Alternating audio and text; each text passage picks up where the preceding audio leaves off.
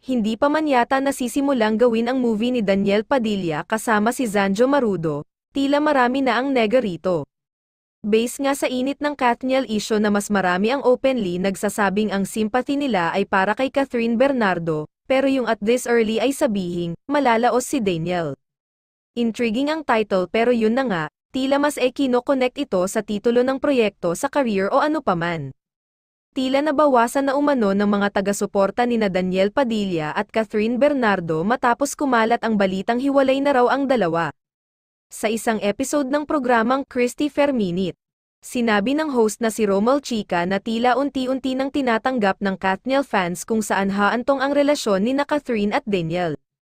Ang mga Katniel supporter na bawasan na, samantalang dati 100% sabay-sabay silang magpo-post, tumatanggi. Pero ngayon, nakita nyo ba na lumamig na yung ilan, ani Romel? Alam nyo, hindi na 100% kundi unti-unti na sigurong ninamnam na, o mukhang dito na papunta ito, kaya tanggapin at kumalma muna tayo at hintayin natin ang official announcement ng dalawa, sabi pa niya. Sang-ayon naman si showbiz columnist Christy Furman sa sinabing ito ni Romel, sa katunayan, ang anunsyong iyon na lang talaga ang hinihintay ng mga taga-suporta. Bagamat pinabulaanan na ng ina ni Daniel na si Carla Estrada ang tungkol umano sa balitang ito, tila hindi naman umano malinaw ang sinabi ng TV host actress. Very vague, malawak questionable, hindi niya inamin alin ba doon ang hindi totoo, hindi ba totoo na siya ang nagdaldal tungkol sa paghihiwalay ng anak niya at ni Catherine, o hindi totoo na nag-break na ang dalawa, ani Christie.